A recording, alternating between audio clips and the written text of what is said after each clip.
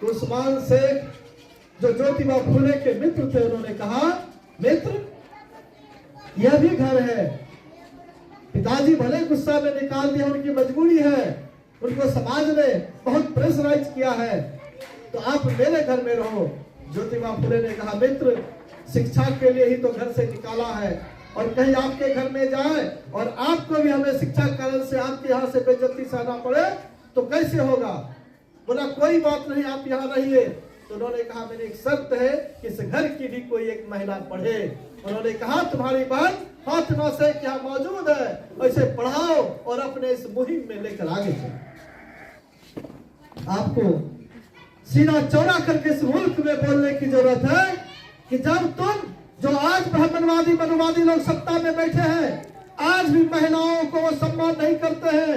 आज भी हमारी पहलवान बेटी जब इस भाजपा आरएसएस के लोगों के सामने चुनौती रखता है कि इनका मंत्री हमारे साथ अन्याय कर रहा है, छेड़खानी बलात्कार कर रहा है, तो ये मोदी सरकार उसे बर्खास्त करने का काम नहीं करता है, बल्कि उस पहलवान बेटी पर लाठी डंडा चलाता है, और जब ओलंपिक में पहुंचती है तो उसको मेडल से निष्कासित कर दिया जाता है। ये साजिश सोचा जाता है। उस दौर में भी सावित्रीबाई फुले, फातिमा शेख जब बच्चों को पढ़ाने स्कूल में जाती है तो उनके ऊपर गोबर फेंका जाता है। वही गोबर जो आज गोबर वाले लोग ये गोबर को, मूत्र को खाने और पीने के लिए कहते हैं, दूध को नदी में बहाने के लिए कहते हैं, और उस समय ये गोबर हमारी माँ फातिमा शेख और सावित्रीबाई फुले के ऊपर उछालने का काम, जिसने कभी मुल्क में कोई बेहतरी का काम नहीं किया, आज सर्टिफिकेट बांट रहा है किस देश का राष्ट्रवादी कौन। अगर हम राष्ट्रवादी का इतिहास पढ़ना चाहते हैं तो राष्ट्रवादी का इतिहास आपके सामने बड़े विशाल आसमान के तरह ऊंचाई पर खड़ी है हमारी माता फातिमा से, हमारे भाई हमारे बुजुर्ग उस्मान से, जिन्होंने उससे बड़ा दिल दिखाया और शिक्षा के इस दीप को आगे बढ़ाने का काम। लेकिन दूसरी तरफ हमारे मुसलमानों के भी जो बड़े नेता है, जो मुसलमान समाज के जो मौलाना है, मैं उनको भी निवेदन करना चाहता हूं, जो इस्लाम का पैगाम पढ़ा रहे हैं, मैं उनसे भी निवेदन करना चाहता हूं कि इस भारत की मिट्टी में आपका जो शान है, आपका जो मान है, आपका जो सम्मान है, अगर वो आप जन जन तक नहीं पहुंचाएंगे, आज जो हमारी बेटी फातिमा होगी उन तक इस फातिमा को नहीं पहुंचाएंगे, तो समाज एक दिन आपको भी कायर कहेगा और दुत्कारने का काम करेगा। ये बात समझने की जरूरत है। मैं तमाम जो मुस्लिम समाज की राजनीति करने वाले नेता है, मैं उनसे भी कहना चाहता हूं, आप तो बहुत पढ़े लिखे हैं, आज थोड़ी इस्लाम को मानने वाले डॉक्टर नहीं है, इंजीनियर नहीं है, इस मुल्क का राष्ट्रपति रहने वाले एपीजे अब्दुल कलाम है, तमाम तरह के वैज्ञानिक है, बैंक के अफसर है, शिक्षक है।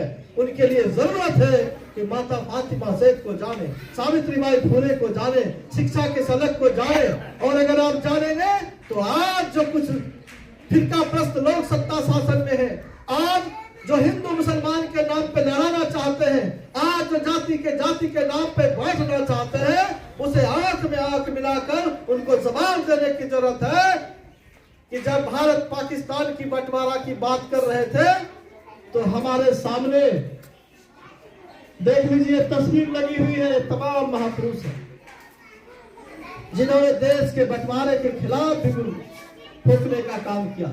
बाबू अब्दुल कयूम अंसारी साहब है, जब भारत पाकिस्तान की बंटवारा की बात हो रही थी, इसी बिहार के मुल्क में के रहने वाले कयूम साहब 30,000 लोगों को दिल्ली तक ले गए और वहां पर उन्होंने धरना प्रदर्शन किया कि मैं इस देश के बंटवारे के खिलाफ हूं। ये हमारे चारा सीने करने का वक्त है। जब भारत पाकिस्तान की लड़ाई युद्ध चल रहा था तो कैप्टन हामिद अंसारी टैंक के अंदर जाकर के उसे उड़ाने का काम किया, जिससे भारत हार सकते। आपको देखा जा रहा है और हिकारत की नजर से आपको देखा जाएगा। आपके यहाँ पैगाम दिया गया था कि आप आइए, उपस्थित होइए, हम लोगों के विचार को सुनिए। आपका जो युवा वर्ग है उसे भी यहाँ उपस्थित होना था, लेकिन वो उपस्थित नहीं हो रहे हैं। छोटी छोटी बातों में उलझे रहते हैं। कोई अन्य बात होगा तो उसमें हजारों की तादाद में पहुंच जाएंगे, लेकिन जब आपको जगाने की बात आती है, आपकी बात होती है, तो आप उसमें शामिल नहीं हो पाते हैं। इस वजह से जो जरूरत की चीज है उसको नहीं समझ पाते हैं, जिसके चलते हम पिछड़ रहे हैं। जरूरत है कि हम इल्म की ताकत को समझें।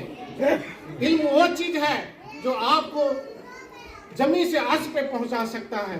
जब तक आप इल्म हासिल नहीं कीजिएगा, आप समाज के मुख्य धारा से नहीं जुड़ पाइएगा।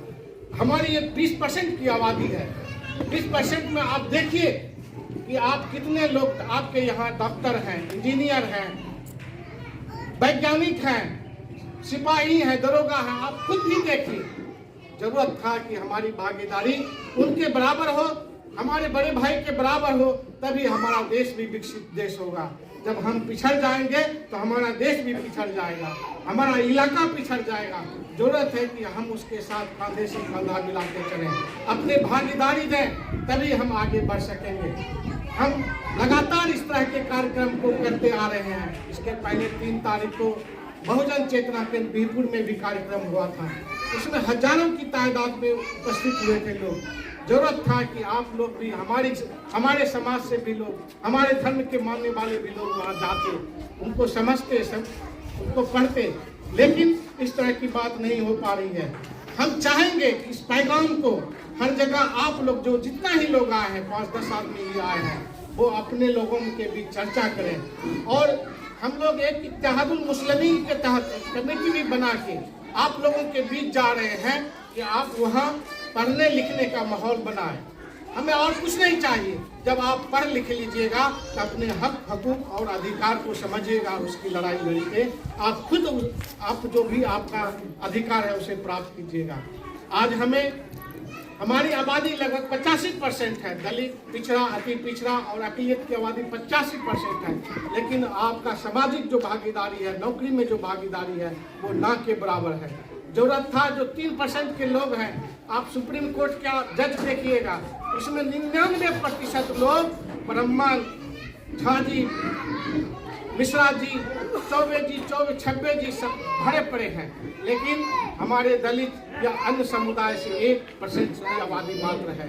इसी तरह से अन्य नौकरियों में भी यही स्थिति है, चूंकि वो लोग जागरूक हैं, शिक्षित हैं। हमारे हक फातिमा शेख अमर रहे, अमर रहे, अमर रहे। माता सावित्रीबाई फुले अमर रहे, अमर रहे। माता सावित्रीबाई फुले अमर रहे, अमर रहे, अमर रहे। महात्मा ज्योतिबा फुले अमर रहे, अमर रहे, अमर रहे। बाबा साहब डॉक्टर भीमराव अम्बेडकर अमर रहे, अमर रहे, अमर रहे। भारत का संविधान जिंदाबाद, जिंदाबाद।